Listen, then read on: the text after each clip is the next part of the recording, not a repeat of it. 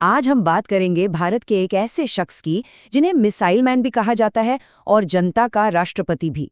जी हाँ, doctor APJ Abdul Kalam. चलिए उनके इस कमाल के सफ़र को, उनकी इस इंस्पिरेशनल जर्नी को थोड़ा और करीब से जानते हैं। सपने वो नहीं जो आप सोते हुए देखते हैं, सपने वो हैं जो आपको सोने न दें। क्या बात है! डॉक्टर कलाम का पूरा जीवन, उनकी पूरी शख्सियत इसी एक लाइन पर टिकी हुई थी। ये सिर्फ एक कोट नहीं है, बल्कि ये वो चिंगारी थी जिसने उनके हर संघर्ष को ताकत दी, हर सपने को एक दिशा दी। और इसी सोच ने एक मामूली से लड़के को हिंदुस्तान का मिसाइल मैन बना दिया। तो मिसाइल मैन, एक परिचय, एक छोटे से गांव से देश के सबसे बड़े ऑफिस तक का सफर। उनकी कहानी शुरू होती है रामेश्वरम से और पहुंचती है राष्ट्रपति भवन तक। ये एक ऐसी दास्तान है जिसमें लगन है, मेहनत है और ऐसी कामयाबियां हैं जिनकी कोई मिसाल नहीं। उनका पूरा नाम था अऊल पकीर जैनुलाब्दीन अब्दुल कलाम। जन्म हुआ 15 अक्टूबर 1931 को रामेश्वरम में। बिल्कुल साधारण सा परिवार था, एक तमिल मुस्लिम परिवार। उनके पिता जैनुलाब्दीन जी एक नाविक थे, एक बोटमैन। शायद समंदर की उन्हीं ऊंची नीची लहरों को देखकर ही डॉक्टर कलाम ने बड़े बड़े सपने देखना सीखा होगा। और बस यहीं से उनकी उस कहानी की शुरुआत होती है जिसे सुनकर विश्वास करना मुश्किल हो जाता है। अगला पड़ाव है रामेश्वरम से उड़ान का सपना। कैसे शुरुआती मुश्किलों ने उनके इरादों को फौलाद बना दिया। सोचकर देखिए, रामेश्वरम के समुद्री किनारे पर एक छोटा सा बच्चा आसमान में उड़ते पंछियों को देख रहा है और बस वहीं से उसके मन में भी उड़ने का एक सपना जाग उठता है। साइंस के लिए उनका जुनून यहीं से शुरू हुआ। और ये सपने देखना आसान नहीं था।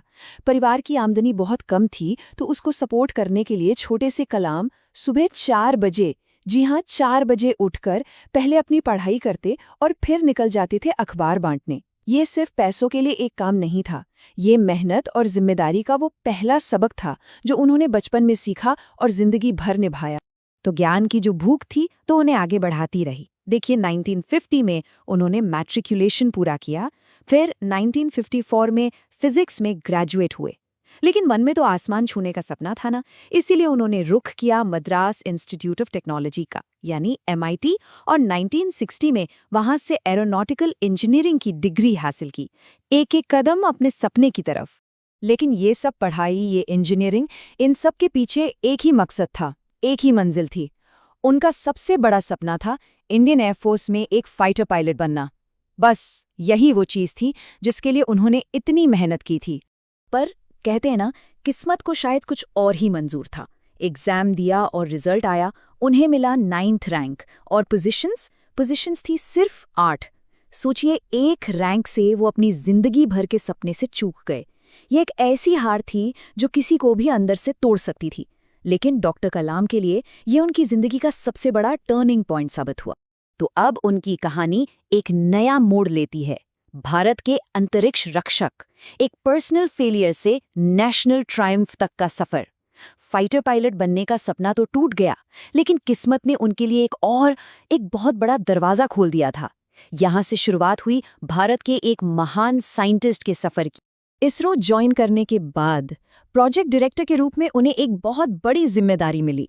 उन्होंने उस टीम को लीड किया जिसने बनाया इंडिया का पहला सैटेलाइट लॉन्च व्हीकल, यानी SLV-3। ये भारत के स्पेस प्रोग्राम के लिए एक ऐतिहासिक छलांग थी, एक ऐसा कदम जिसने देश को आत्मनिर्भरता की राह पर डाल दिया। और फिर आया वो साल 1980, जब SLV-3 ने कामयाबी के साथ रोहिणी सैटेलाइट को उसकी कक्षा में स्थापित किया।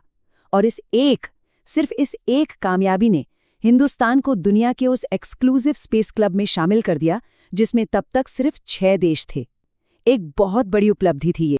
इसके बाद DRDO में उन्होंने भारत के सबसे बड़े और सबसे जरूरी मिसाइल प्रोग्राम की नींव रखी। इसे अग्नि की 5 उंगलियां भी कहते हैं। ये थे पृथ्वी, जो सरफेस टू सरफेस मिसाइल है, अग्नि एक बैलिस्टिक मिसाइल, त्रिशूल एयर डिफेंस के लिए, नाग एंटी टैंक मिसाइल और आकाश सरफेस टू एयर मिसाइल। इन 5 मिसाइलों ने भारत की डिफेंस सिस्टम को हमेशा के लिए बदल कर रख दिया, देश को आत्मनिर्भर और बेहद मजबूत बना दिया। और फिर साल 1998, पोखरण 2 न्यूक्लियर टेस्ट्स। उस वक्त डॉक्टर कलाम चीफ साइंटिफिक एडवाइजर थे। ये वो परीक्षण थे जिन्होंने भारत को एक न्यूक्लियर पावर के रूप में दुनिया के सामने लाकर खड़ा कर दिया।